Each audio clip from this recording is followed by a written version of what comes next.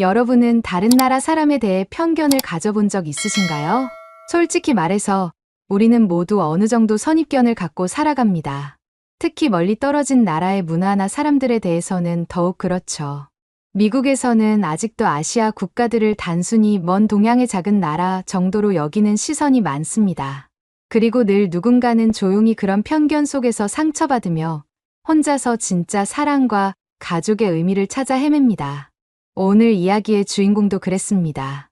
로스앤젤레스에서 평범하게 살던 28살 이사벨.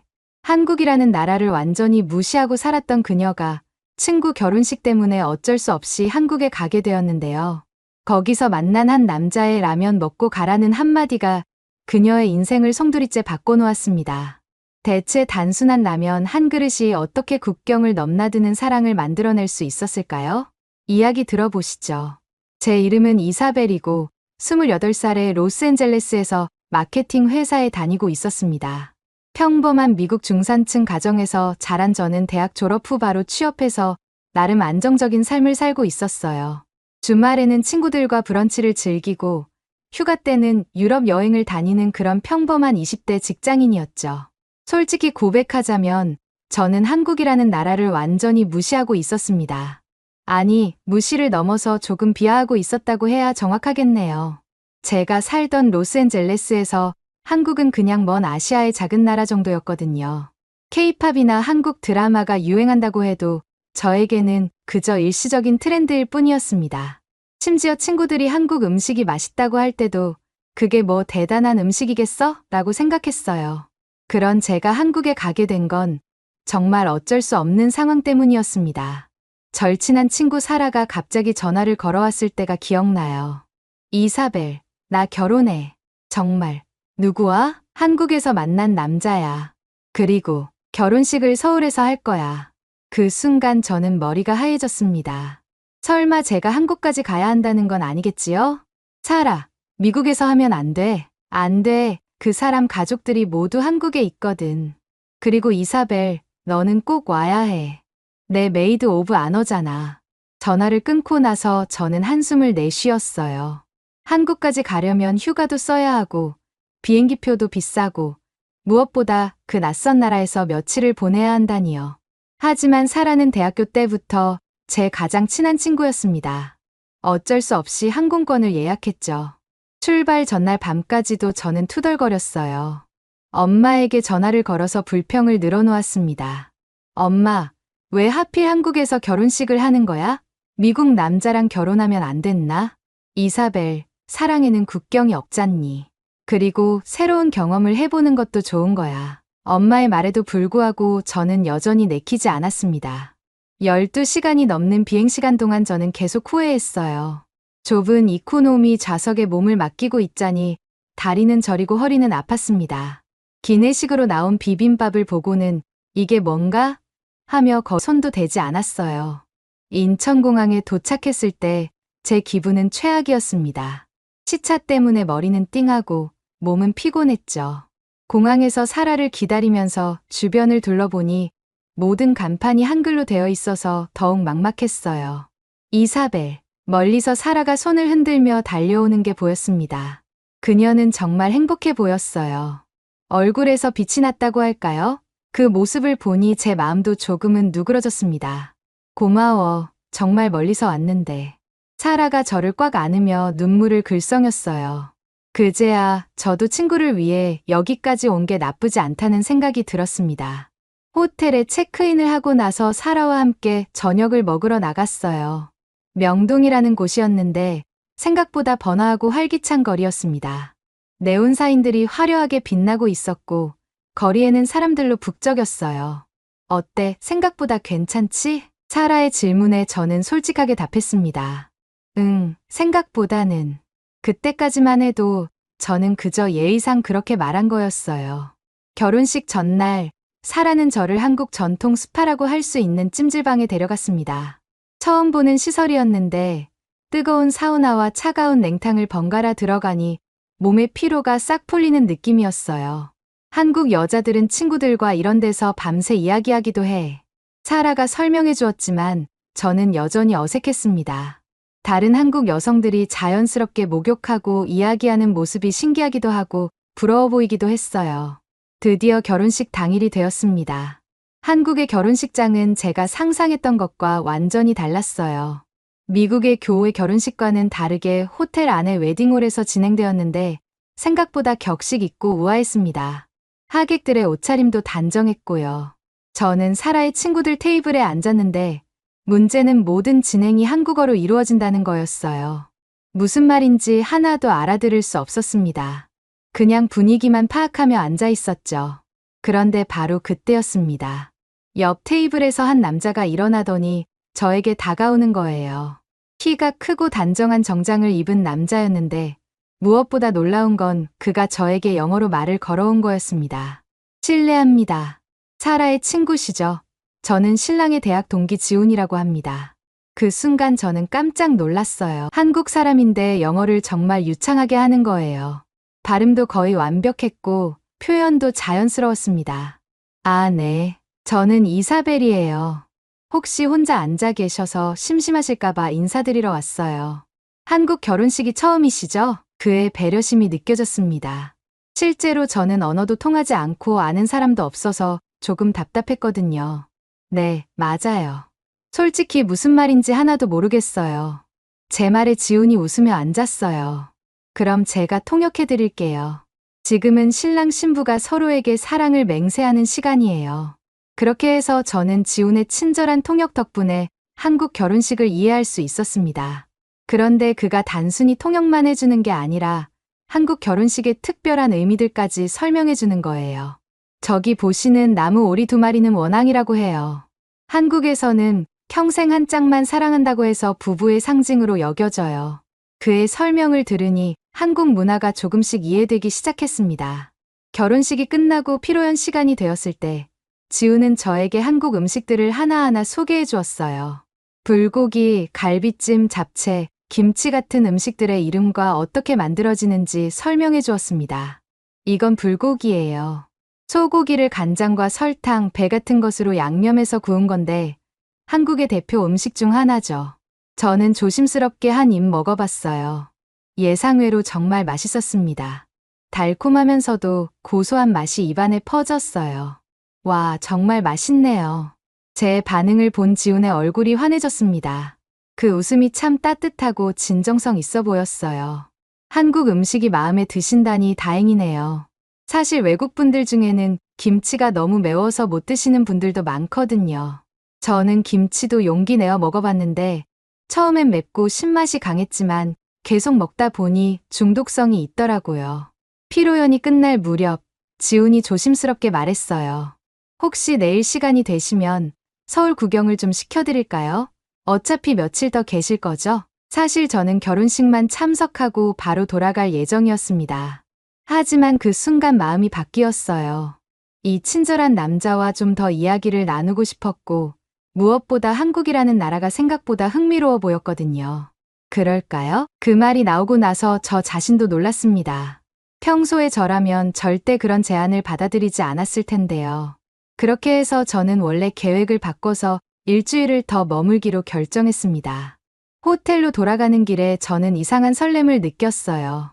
처음으로 한국에 대한 호기심이 생겼고 지훈이라는 남자에게서 느껴지는 따뜻함이 계속 마음에 남았습니다.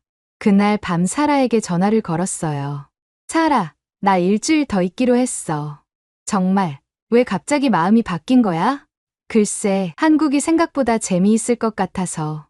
사실은 지훈 때문이었지만 그때는 그걸 인정하고 싶지 않았어요.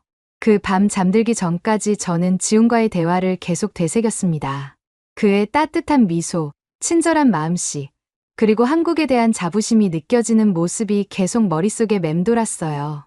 한국에 온 이후 처음으로 내일이 기대되었습니다. 그 다음 날부터 저와 지훈 씨의 서울 탐험이 시작되었습니다. 솔직히 고백하자면 처음엔 정말 어색했어요. 외국에서 온 저를 친절하게 안내해주는 지훈 씨가 고마우면서도 한편으론 부담스러웠거든요. 혹시 제가 너무 무례하게 행동하지는 않을까, 한국 문화를 모르고 실수하지는 않을까 하는 걱정이 머릿속을 맴돌았습니다. 심장이 조금씩 빨라지는 걸 느꼈어요. 첫 번째로 간 곳은 홍대 근처의 작은 카페였습니다.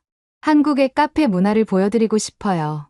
지훈 씨의 말에 따라 문을 열고 들어서는 순간 진한 원두 향이 코끝을 자극했어요. 미국의 스타벅스 같은 체인점 커피숍과는 완전히 다른 분위기였거든요. 왜 이렇게 가슴이 두근거리는 걸까요? 카페 안을 둘러보니 빈티지한 가구들과 따뜻한 조명이 정말 인상적이었습니다. 특히 벽에 걸린 손글씨 메뉴판은 마치 예술 작품 같았어요. 그런데 더 놀라운 건 한국 젊은이들의 모습이었습니다. 몇 시간씩 앉아서 책을 읽거나 노트북으로 작업하고 있었거든요. 정말 신기해요. 미국에서는 커피 마시고 바로 나가는데 제 감탄사에 지훈 씨가 환하게 웃으며 설명해 주었어요. 한국 사람들은 카페를 단순히 커피 마시는 곳이 아니라 개인적인 공간으로 여깁니다. 일종의 나만의 방 같은 거죠. 그 말을 들으니 이해가 되었어요. 확실히 미국과는 다른 문화였습니다. 저는 속으로 생각했어요. 이런 여유로운 문화가 부러웠거든요. 둘째 날에는 남대문 시장에 갔어요. 시장 입구에 들어서자마자 온갖 냄새와 소리가 한꺼번에 몰려왔습니다. 김치찌개가 끓는 구수한 냄새, 떡볶이의 달콤매콤한 향, 그리고 상인들의 큰 목소리까지 제 모든 감각이 완전히 압도당하는 느낌이었어요. 머리가 조금 어찔했습니다. 이사벨 씨, 괜찮으세요? 처음엔 좀 어수선할 수 있어요. 지훈 씨가 걱정스럽게 물어봤지만 저는 오히려 이 활기찬 분위기가 좋았습니다. 생각해보니 로스앤젤레스에서는 이런 전통시장을 경험할 기회가 거의 없었거든요. 한 할머니 가게에서 호떡을 사 먹게 되었는데 그 할머니가 저를 보시더니 뭔가 계속 말씀하시는 거예요. 멀리서 왔냐고, 한국 음식 맛있냐고 물어보세요. 지훈 씨의 통역을 듣고 저는 엄지를 치켜 세웠어요. 뜨거운 호떡을 한 입 빼어 물자 달콤한 설탕과 견과류가 입안에서 녹아내렸습니다. 할머니가 활짝 웃으셨어요. 말은 통하지 않았지만 마음은 통했습니다. 그 순간 저는 깨달았어요. 이게 바로 한국의 정이구나. 셋째 날에는 한강을 걸었어요. 저녁 무렵이었는데 강변에는 돗자리를 깔고 앉아 치킨과 맥주를 마시는 사람들이 정말 많았습니다. 저기 보시는 게 치맥이라고 해요. 치킨과 맥주의 줄임말이죠. 한국 사람들이 정말 좋아하는 조합입니다. 지훈 씨의 설명을 들으면서 저는 한국 사람들의 여유로운 모습에 감탄했어요. 바쁜 도시 생활 속에서도 이렇게 자연을 즐길 줄 아는 것이 너무 부러웠거든요. 왜 미국에서는 이런 여유를 찾기 어려웠을까요? 그런데 정말 특별한 일은 넷째 날에 일어났습니다. 그날 오후 지훈 씨의 핸드폰이 울렸어요. 어머니로부터 온 전화였습니다. 한국어로 대화하는 지훈 씨의 표정이 점점 당황스러워지더라고요. 통화를 마치고 나서 지훈 씨가 저에게 조심스럽게 말했어요. 어머니께서 이사벨 씨를 꼭 집에 초대하고 싶다고 하세요. 외국에서 오신 손님인데 한국 음식을 제대로 대접해드리고 싶다고. 순간 저는 당황했습니다. 한국인의 집에 가본 적이 없었거든요. 게다가 어머니를 만난다는 것도 너무 부담스러웠어요. 목이 조금 말랐습니다. 괜찮으시면 내일 저녁에 어떠세요? 부담스러우시면 거절하셔도 돼요. 지훈 씨의 배려 깊은 말투에서 진정성이 느껴졌어요. 고민 끝에 저는 고개를 끄덕였습니다. 좋아요. 기회가 되면 가보고 싶어요. 사실 무서웠어요. 하지만 호기심이 더 컸습니다. 다음날 저녁 지훈 씨와 함께 그의 집으로 향했어요. 지하철을 타고 가면서 제 심장은 점점 빨리 뛰었습니다. 처음 만나는 한국 어머니가 저를 어떻게 생각하실까 걱정되었거든요. 손바닥에 땀이 났어요. 아파트 단지에 도착해서 엘리베이터를 타고 올라갔습니다. 문 앞에 서자 지훈 씨가 현관문 옆에 있는 작은 패널에 손을 대더라고요. 비밀번호를 누르면 되거든요. 그리고 내 자리 숫자를 누르자 갑자기 삑 하는 소리와 함께 문이 열렸습니다. 그 순간 저는 깜짝 놀랐어요. 열쇠 없이 이렇게 문이 열려요? 눈이 휘둥그레졌습니다. 아, 이게 스마트 도어락이에요. 비밀번호나 지문으로 문을 열 수 있거든요. 저는 신기해서 그 작은 패널을 자세히 들여다봤어요. 미국에서는 아직 이런 걸 흔히 볼 수 없었거든요. 대부분 열쇠를 사용했는데 이렇게 간편하게 문을 열 수 있다니요. 정말 편리하네요. 우리 집에도 이런 게 있으면 정말 좋겠어요. 제 감탄사에 지훈 씨가 뿌듯한 표정으로 웃었어요. 한국은 이런 첨단 기술들이 일상생활에 많이 적용되어 있습니다. 집 안으로 들어서자 따뜻한 온기가 저를 맞았어요. 현관에서 신발을 벗고 슬리퍼를 신었습니다. 거실로 향하는데 온 집안에서 맛있는 냄새가 났어요. 마음이 따뜻해졌습니다. 어머니, 이사벨 씨 모시고 왔어요. 지훈 씨가 한국어로 말하자 주방에서 한 분이 나오셨어요. 50대 중반쯤 되어 보이는 단정한 분이었는데 얼굴에는 정말 따뜻한 미소가 가득했습니다. 어머니는 제 손을 꼭 잡으시면서 뭔가 계속 말씀하셨어요. 외국에서 혼자 오셨는데 외롭지 않으셨냐고, 한국 음식이 입에 맞을지 걱정된다고 하세요. 지훈 씨의 통역을 듣고 저는 정말 감동했습니다. 처음 만나는 외국인을 이렇게 따뜻하게 맞아주시다니요. 목이 메었어요. 식탁에 앉으니 정말 놀라웠습니다. 밥과 국, 그리고 수많은 반찬들이 가득 차려져 있었어요. 김치, 시금치나물, 콩나물 무침, 멸치볶음, 계란말이까지. 이 모든 걸 혼자서 준비하셨다는 게 믿어지지 않았습니다. 어머니가 이사벨 씨 오신다고 새벽부터 준비하셨어요. 지훈 씨의 말에 저는 울컥했어요. 이렇게까지 정성을 들여주시다니요. 식사하는 동안 어머니는 계속 제 그릇에 음식을 올려주셨습니다. 말은 통하지 않았지만 마음만큼은 충분히 전해졌어요. 특히 어머니가 직접 끓이신 미역국을 떠서 주실 때는 정말 가슴이 뭉클했습니다. 일주일 후 저는 미국으로 돌아가야 했어요. 하지만 마지막 날 밤에 정말 잊을 수 없는 일이 일어났습니다. 그날도 지훈 씨와 함께 데이트를 했어요. 북촌 한옥마을을 구경하고 인사동에서 전통차도 마셨습니다. 시간이 늦어져서 지훈 씨가 저를 호텔까지 데려다 주려고 했는데 갑자기 장난스럽게 말하더라고요. 이사벨 씨, 혹시 시간 있으시면 우리 집에 가서 라면 먹고 갈래요? 그 순간 저는 얼굴이 빨개졌어요. 미국에서 남자가 여자에게 집에 가자고 하는 건 그냥 단순한 의미가 아니거든요. 하지만 지훈 씨의 표정을 보니 정말 순수하게 라면을 먹자는 제안 같았습니다. 라면이요? 네. 한국의 라면 말이에요. 맛있게 끓여드릴게요. 호기심이 생겼어요. 한국의 라면이 어떤 맛일지 정말 궁금했거든요. 그럼 잠깐만요. 지훈 씨의 집에 다시 갔을 때는 저녁 9시가 넘어 있었어요. 익숙해진 스마트 도어락으로 문을 열고 들어갔는데 현관 앞에 뭔가 놓여 있는 게 보였습니다. 큰 봉지 2개가 깔끔하게 포장되어 있었어요. 이게 뭐예요? 지훈 씨가 봉지를 열어보더니 웃으면서 말했습니다. 어머니가 또 준비해 두셨네요. 봉지 안에는 김치, 잡채, 시금치나물, 콩나물 무침, 그리고 멸치볶음까지 정갈하게 포장된 반찬들이 들어있었어요. 심지어 따뜻하게 보온된 밥도 있었습니다. 저는 눈이 휘둥그레졌어요. 라면만 먹는 게 아니었네요. 한국 부모님들은 자식이 혼자서 제대로 못 챙겨 먹을까봐 이렇게 해주시는 게 정말 흔한 일이에요. 누가 함께 올지도 모르고 뭘 먹을지도 모르지만 그냥 미리 준비해 두시는 거죠. 어머니에게는 너무 당연한 일이에요.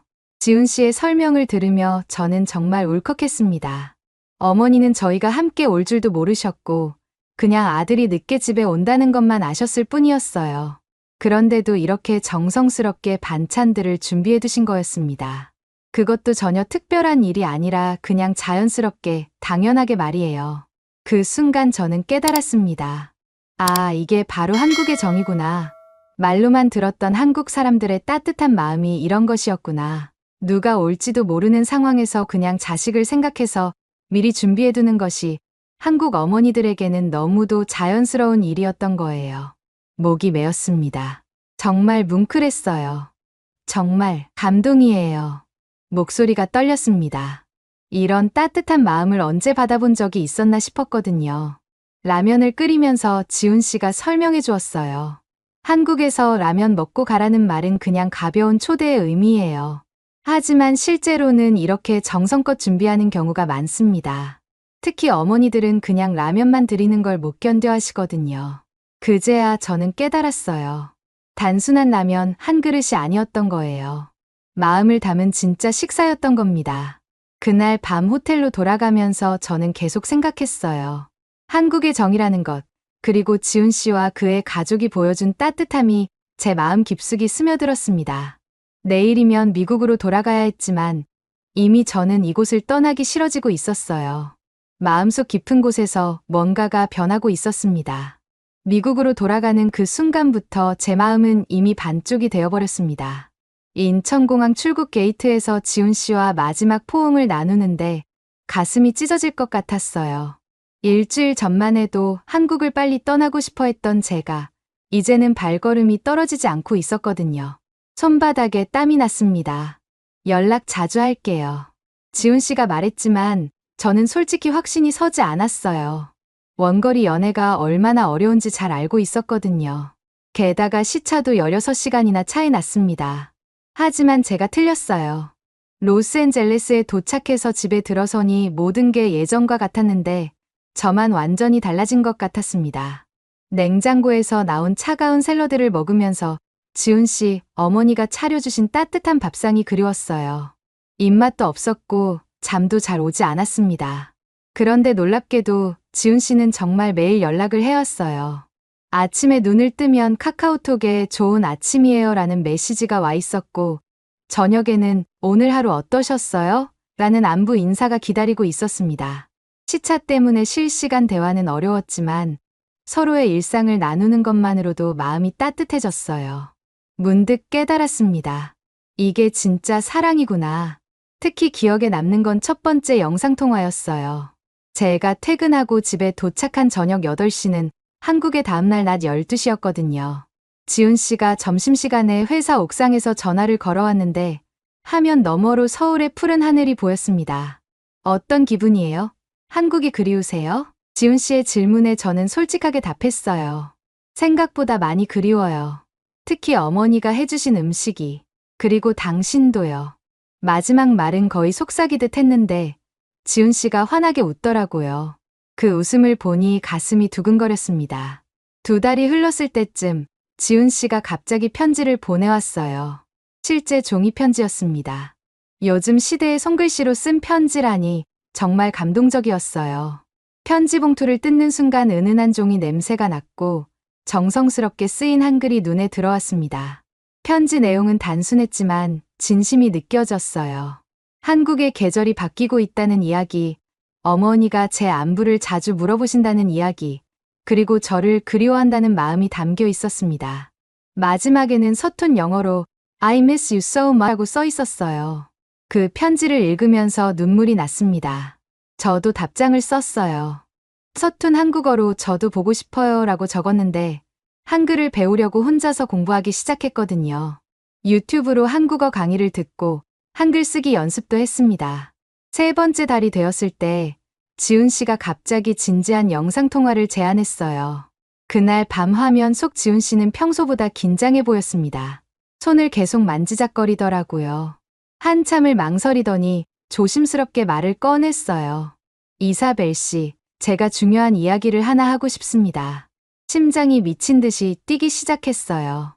우리 결혼하면 어떨까요? 그 순간 저는 말문이 막혔습니다.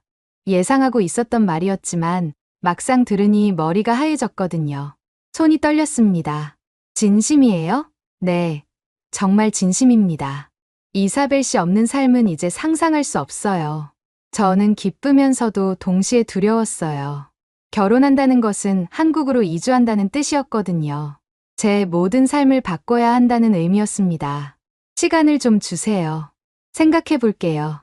하지만 진짜 문제는 따로 있었어요. 며칠 후 부모님께 이 이야기를 꺼냈을 때 집안이 완전히 뒤집어졌습니다. 이사벨, 정신 좀 차려라. 아버지의 목소리가 평소보다 훨씬 차갑고 엄격했어요. 제가 이런 아버지를 본 건 처음이었습니다. 일주일 여행 갔다 온 게 전부잖니. 그 남자에 대해 뭘 안다고 결혼을 생각해. 어머니도 마찬가지였어요. 한국이 얼마나 먼 나라인데. 언어도 다르고 문화도 다르잖아. 거기서 어떻게 살 생각이야? 부모님의 반대는 예상했지만 이렇게 강할 줄은 몰랐습니다. 특히 아버지는 정말 화가 나신 것 같았어요. 그 남자가 진심이라면 미국으로 오면 되잖아. 왜 내가 거기까지 가야 해? 저는 나름대로 설득해 보려고 했어요. 아빠, 지훈 씨는 정말 좋은 사람이에요. 그리고 한국도 생각보다 발전된 나라고. 발전됐다고? 내가 뭘 안다고 그런 소리를 해? 아버지의 반응은 차갑기만 했습니다. 그 순간 저는 깨달았어요. 부모님이 가지고 계신 한국에 대한 편견이 생각보다 훨씬 심하다는 것을 말이에요. 그날 밤 저는 지훈 씨에게 영상통화를 걸었습니다. 울먹이는 목소리로 부모님의 반대에 대해 이야기했어요. 부모님이 완전히 반대하세요. 어떻게 해야 할지 모르겠어요. 지훈 씨도 침묵이 길었습니다. 화면 너머로 그의 고민하는 모습이 보였어요. 이해합니다. 부모님 입장에서는 당연한 반응이실 거예요. 그럼 어떡하죠? 조금 더 시간을 갖고 생각해봐요. 급하게 결정할 일은 아니니까요. 하지만 상황은 점점 악화되었어요. 부모님은 제가 지훈 씨와 연락하는 것조차 못마땅해 하셨습니다. 특히 어머니는 제가 한국어 공부하는 걸 보시고는 정말 화를 내셨어요. 지금 뭐 하는 거야? 한국어까지 배우고 있어? 그냥 취미로요. 취미? 이사벨, 너 완전히 미쳤구나. 가족 분위기가 점점 험악해졌어요. 식사 시간마다 이 이야기가 나왔고 저는 점점 지쳐갔습니다. 집에 있는 것 자체가 고통스러웠어요. 한 달 후 더 큰 문제가 생겼습니다. 아버지가 제 핸드폰을 확인하시고는 완전히 폭발하신 거예요. 지훈 씨와 주고받은 메시지들을 다 보신 것 같았습니다. 이사벨, 이제 그만해. 그 남자와 연락을 끊어. 아빠, 그건 너무해요. 너무하긴 뭐가 너무해? 내가 더 너무하잖아. 부모 말도 안 듣고 외국 남자와. 그날 밤 저는 정말 힘들었어요. 목이 메고 가슴이 답답했습니다. 부모님과 지훈 씨 사이에서 어떤 선택을 해야 할지 모르겠더라고요. 결국 저는 지훈 씨에게 솔직하게 말했습니다. 지훈 씨, 미안해요. 지금은 좀 어려울 것 같아요. 이사벨 씨, 부모님이 너무 반대하셔서 견딜 수가 없어요. 잠시 거리를 두는 게 좋을 것 같아요. 그 말을 하고 나니 목소리가 떨렸습니다. 정말 하고 싶지 않은 말이었거든요. 지훈 씨는 한참을 침묵하더니 조용히 말했어요. 알겠습니다. 이사벨 씨가 편한 대로 하세요. 그날 이후로 저희는 연락을 끊었어요. 하지만 이상했습니다. 연락을 끊고 나니 오히려 지훈 씨가 더 그리워졌어요. 매일 아침 오던 메시지가 없으니 하루가 허전했고 저녁에 영상통화가 없으니 잠도 잘 오지 않았습니다. 밤마다 천장을 바라보며 생각했어요. 과연 제가 올바른 선택을 한 걸까? 한 달이 지나자 저는 확실히 깨달았습니다. 제가 정말 지훈 씨를 사랑하고 있다는 것을, 그리고 한국에서의 그 일주일이 제 인생에서 가장 행복했던 시간이었다는 것을 말이에요. 부모님의 반대를 이해하지만 이대로 포기할 수는 없었습니다. 문득 생각이 났어요. 부모님이 한국을 직접 보신다면 어떨까? 지훈 씨와 그의 가족을 직접 만나보신다면, 한국의 진짜 모습을 경험하신다면, 그래야만 이 오해와 편견을 풀 수 있을 것 같았거든요. 그때 저는 결심했습니다.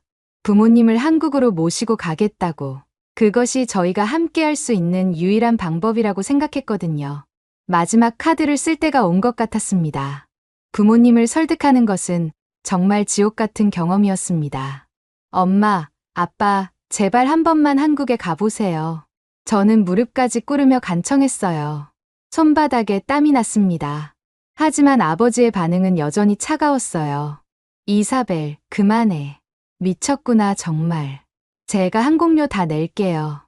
호텔비도, 식비도 전부 제가 부담할게요. 목소리가 떨렸습니다. 이게 마지막 기회라는 걸 알고 있었거든요. 일주일 동안 매일 부탁했지만 소용없었어요. 절대 안 돼. 그런 먼 나라까지 갈 필요 없어. 아버지의 단호한 거절에 저는 절망했습니다. 그날 밤 저는 결심했어요. 부모님 몰래 한국행을 준비하기로 한 거예요. 온라인으로 항공권을 예약하고 혼자서라도 가기로 했습니다. 사흘 후 여행 가방을 싸고 있는데 어머니가 들어오셨어요. 이사벨, 뭐 하는 거야? 침대 위에 펼쳐진 여행 가방을 보시더니 얼굴이 하얘지셨습니다. 너 혼자 가려고 했구나. 네, 엄마. 저는 정말 가야 해요. 어머니가 아버지를 부르셨고 10분 후 아버지가 제 방으로 들어오셨어요. 이사벨, 너 정말 혼자 갈 생각이었어? 아빠, 저는 성인이에요. 제 인생은 제가 결정할 권리가 있어요. 어머니가 조용히 말씀하셨어요. 여보, 우리 딸이 이렇게까지 하는데 차라리 우리가 같이 가서 직접 확인해 보자. 긴 침묵 후 아버지가 말씀하셨습니다. 알겠다. 우리도 같이 가자. 그 순간 저는 울음을 터뜨렸어요. 드디어 부모님과 함께 한국에 갈 수 있게 된 거니까요. 하지만 더 무서운 건 지훈 씨에게 연락하는 일이었어요. 2달 동안 연락을 끊고 지냈는데 갑자기 전화를 걸어도 될까요? 혹시 지훈 씨가 저를 완전히 포기했을까요? 손이 덜덜 떨렸습니다. 용기를 내서 카카오톡 메시지를 보냈어요. 지훈 씨, 갑작스럽게 연락해서 죄송합니다. 부모님과 함께 한국에 가려고 하는데 혹시 시간 되시면 만나뵐 수 있을까요? 1시간이 지나도록 답장이 없었어요. 심장이 미친 듯이 뛰었습니다. 역시 너무 늦었나? 그런데 갑자기 답장이 왔어요. 이사벨 씨, 정말 오시는 거예요? 언제요? 그 순간 눈물이 쏟아졌습니다. 그래도 저를 기다려주고 있었구나. 가슴이 뭉클했어요. 사흘 후 저희는 인천공항에 도착했습니다. 공항에서 나오는 순간 부모님의 첫 반응은 정말 최악이었어요. 한글로 된 간판들과 낯선 분위기에 완전히 위축되신 것 같았습니다. 정말 다른 세상이네. 아버지가 한숨을 깊게 내쉬셨어요. 그 표정에서 후회가 느껴졌습니다. 지훈 씨가 공항 로비에서 저희를 기다리고 있었어요. 깔끔한 정장을 입고 정중하게 인사하는 모습이 정말 멋있었지만 부모님은 여전히 경직되어 있었습니다. 안녕하세요. 멀리서 오시느라 고생하셨습니다. 지훈 씨의 유창한 영어에도 불구하고 부모님의 반응은 냉담했어요. 예의 바른 것 같긴 하네. 어머니의 차가운 평가였습니다. 제 마음이 무너져 내렸어요. 첫 이틀은 정말 고문 같았습니다. 부모님은 모든 것에 불만을 표시하셨어요. 음식도 입에 안 맞고 거리도 복잡하고 사람들도 너무 빨리 걸어 다닌다고 하셨습니다. 저는 점점 절망스러워졌어요. 이사벨, 우리 언제 돌아가? 어머니가 투덜거리셨을 때 저는 정말 울고 싶었습니다. 셋째 날 저녁 드디어 지훈 씨 댁에 초대받았어요. 현관 앞에서 지훈 씨가 스마트 도어락으로 문을 여는 모습을 보신 부모님이 깜짝 놀라셨습니다. 오, 이게 뭐야? 아버지가 신기해하셨어요.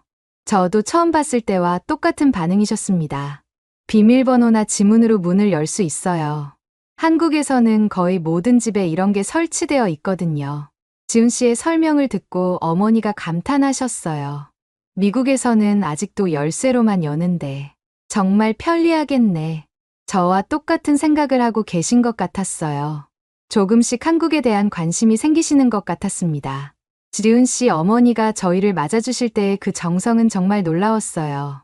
테이블에는 불고기, 갈비찜, 잡채, 김치찌개가 가득 차려져 있었고 각종 나물 반찬들까지 정말 풍성했습니다.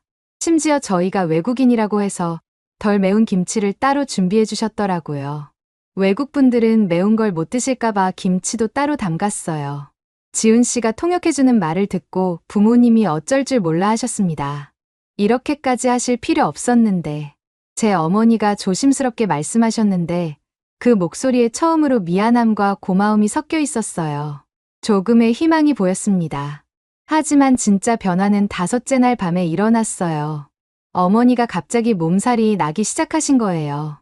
처음엔 단순한 피로라고 생각했는데 저녁 무렵부터 열이 오르기 시작했습니다. 엄마, 괜찮으세요? 좀 춥네. 몸이 아파. 밤 10시쯤 되니까 상황이 심각해졌어요. 체온계로 재보니 열이 39도를 넘어갔습니다. 아버지가 완전히 패닉 상태가 되셨어요. 이사벨, 어떻게 하지? 병원에 가야겠어. 외국에서 이런 일이. 손이 덜덜 떨리셨습니다. 저도 마찬가지였어요. 외국에서 응급 상황이 생기면 얼마나 무서운지 알고 있었거든요. 그때 지훈 씨에게 급하게 전화를 걸었어요. 지훈 씨, 큰일 났어요. 엄마가 갑자기 열이 39도까지. 지금 바로 갈게요. 응급실로 가야겠어요. 20분 후 지훈 씨가 택시를 타고 호텔에 도착했습니다. 밤늦은 시간인데도 정말 빨리 와준 거예요. 응급실에 도착해서 놀란 건 부모님이었습니다. 접수부터 진료까지 모든 과정이 정말 빨랐어요. 지훈 씨가 통역해주면서 의료진과 소통해주니까 부모님도 안심하셨습니다. 한국 의료 시스템이 이렇게 체계적이구나. 아버지가 감탄하셨어요. 밤늦은 시간에도 친절한 의료진들, 빠른 검사 시스템에 정말 놀라셨던 것 같았습니다. 무엇보다 지훈 씨가 새벽까지 병원에서 저희와 함께 있어준 것에 부모님이 크게 감동하셨어요. 가족도 아닌데 이렇게까지. 아버지가 지훈 씨를 보는 눈빛이 완전히 달라졌습니다. 다음날 아침 어머니의 열이 많이 내렸어요. 호텔로 돌아와서 쉬고 있는데 지훈 씨가 또 찾아왔습니다. 손에는 커다란 보온통을 들고 있었어요. 어머니가 직접 끓여주신 죽입니다. 몸이 아프실 때 드시라고 하시더라고요. 보온통을 열자 고소한 냄새가 올라왔어요. 따끈따끈한 전복죽이었습니다. 그 순간 제 어머니가 눈물을 흘리기 시작하셨어요. 이런 마음을 언제 받아봤나. 목이 메인 목소리였습니다. 저도 가슴이 뭉클해졌어요. 새벽에 시장에 나가서 전복을 사오셨대요. 외국 손님이 아프다고 하니까 잠도 못 주무셨다고 하시더라고요. 지훈 씨의 설명을 듣는 순간 아버지도 고개를 숙이셨습니다. 우리가 편견을 가지고 있었구나. 그날부터 모든 게 완전히 바뀌었어요. 부모님이 지훈 씨를 보는 눈빛이 달라졌습니다. 마치 이미 사위로 받아들인 것처럼 따뜻해지셨어요.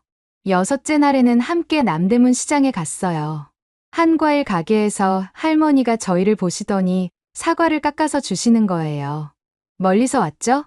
많이 드세요. 지훈 씨의 통역을 듣고 어머니가 정말 감동하셨어요. 돈도 안 받고 이렇게.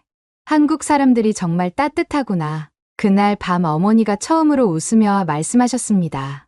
마지막 날 밤, 지훈 씨가 농담처럼 말했어요. 어머님, 아버님, 한국 떠나시기 전에 라면 드시고 가세요? 부모님이 환하게 웃으며 고개를 끄덕이셨습니다. 완전히 마음을 여신 모습이었어요. 지훈 씨 집 현관문을 열자 또다시 놀라운 광경이 펼쳐졌습니다. 따뜻한 한식 상차림이 정성스럽게 준비되어 있었어요. 라면은 물론이고 불고기, 잡채, 각종 나물까지. 지훈 씨 어머니가 마지막까지 정성을 쏟아주신 거였습니다. 그 순간 아버지가 지훈 씨를 꼭 안으시며 말씀하셨어요. 이제 알겠다. 내가 왜 이 나라와 이 남자를 선택했는지.